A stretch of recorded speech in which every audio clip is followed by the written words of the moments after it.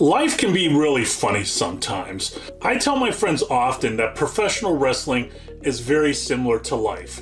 Sometimes you'll make friends with people, sometimes you'll become bitter enemies, and occasionally those bitter enemies will go ahead and they'll join forces and go after a common goal. What's going on, everybody? My name is Jim with Wolf for Bricks. If you haven't done it already, please go ahead and like and subscribe to this channel.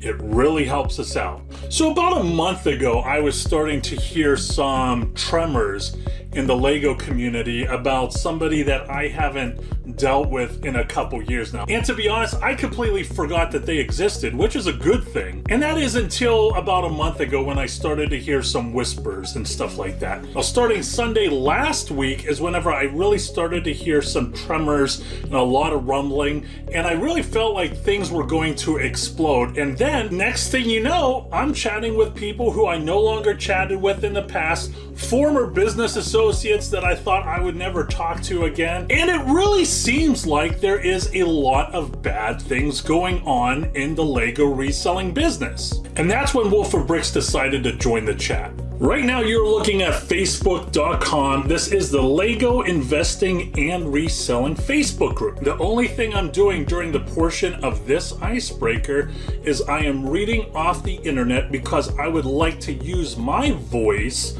and amplify it if there's anybody in this situation and they don't know who to turn to. Shane posts, does anybody here use Even, formerly known as West End Toys, as a consignment service?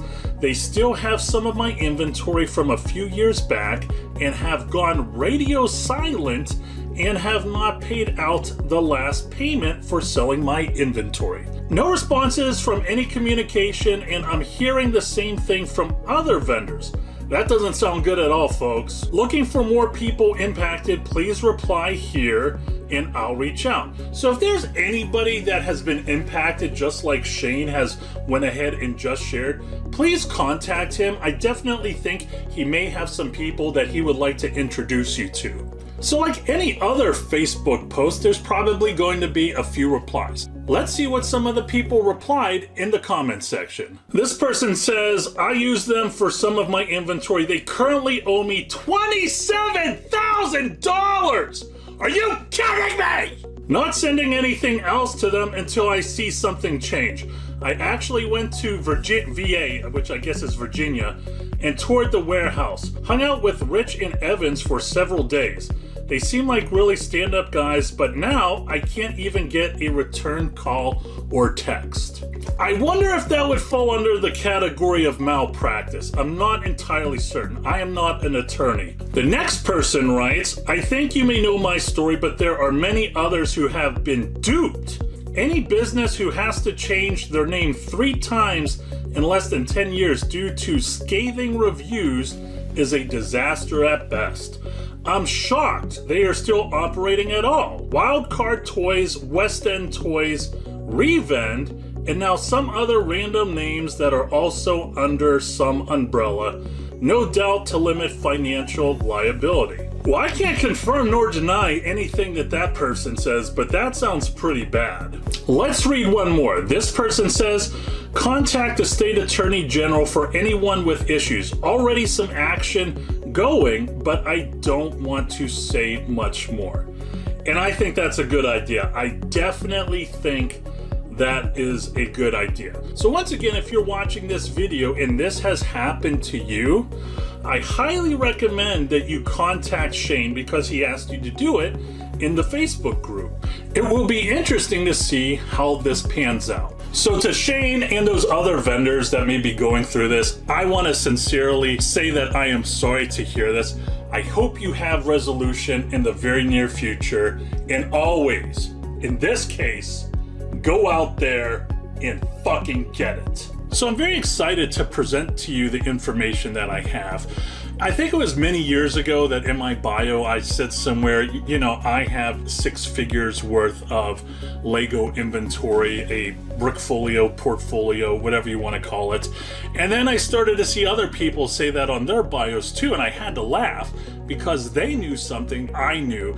And it's relatively easy to obtain $100,000 in LEGO inventory if you know what you're doing. Like with any new project or business you're starting out, there is going to be a little bit of heavy lifting, but for those smaller investors out there, and we're going to be talking about larger investors too in this video, I really want to illustrate for you how easy and how much time it will potentially take for you to have $100,000 worth of LEGO inventory if that's a goal that you set for yourself. So right now you're looking at Google Sheets, right? This is a very simple spreadsheet that I put together.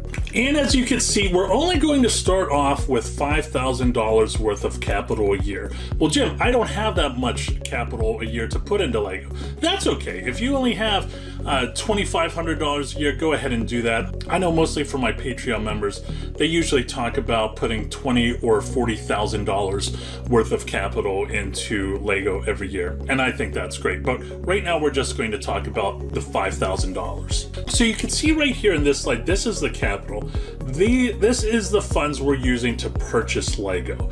This right here, and I have it color coded, of course, this is how much money you should potentially make after reselling LEGO. We're not going to make any money in year 1 or in year 2 in this hypothetical exercise. There are a lot of people that do make money in year 2, but I want to go ahead and try and be as conservative as I possibly can, because I don't want to present something where people think this is something that you can achieve fairly quickly doing very, very little work, because it's just not reasonable. And if you're wondering why I picked $7,000, $7,000 in each cell here represents a 40% return on investment after all the Amazon fees have been paid for, shipping, all that good stuff, right? So when we go to the next slide, you could see, and this is pretty much the whole ball of wax for this presentation. There's going to be another one after this. So in year 1 and year 2, you're only spending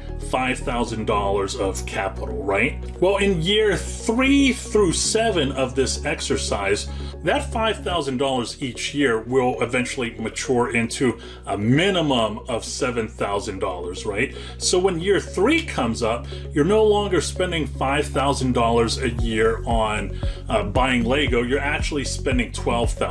And to be honest, with the compounding, as you get farther and farther, it probably will be more than $12,000.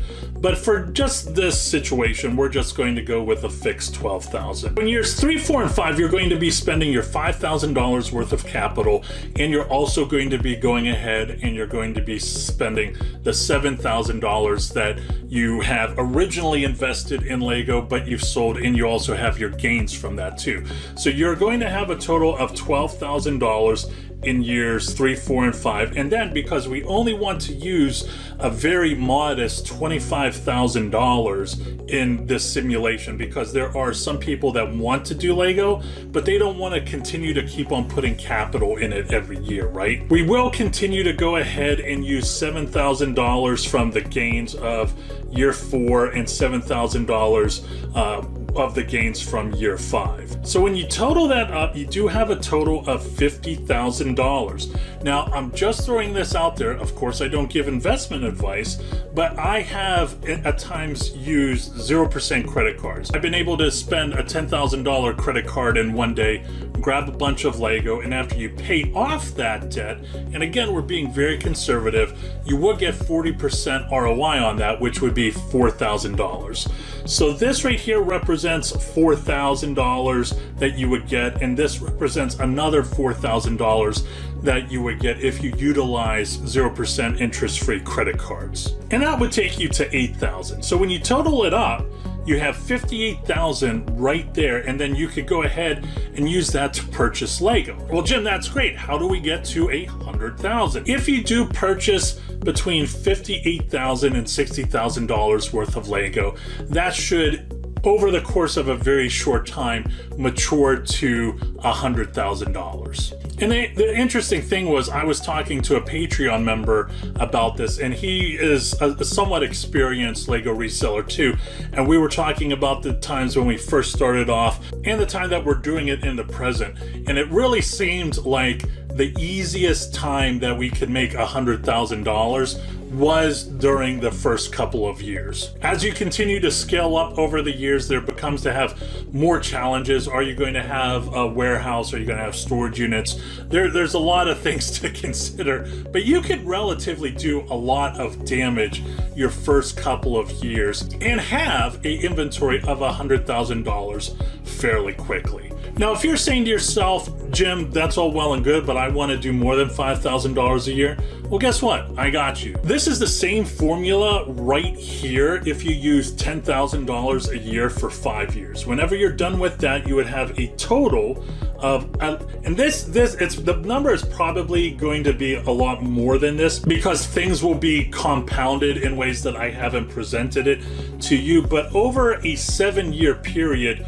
you would have at a very bare minimum $138,000 to spend on LEGO, which should easily mature to $200,000. I don't want to say in almost no time, but definitely a year and a half. If you were wanting to get to $100,000 and you were only wanting to use $10,000 a year, somewhere around year 4 and year 5 is when you could easily have $100,000 worth of LEGO. So that's it, friends. Hope you enjoyed the video. Again, it really isn't difficult to get to that first 100,000. You just need to have a little bit of patience and you need to have a little bit of capital, and you can reach that amount in no time. If you haven't done it already, please don't forget to like and subscribe.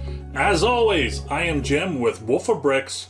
Always go out there and get it.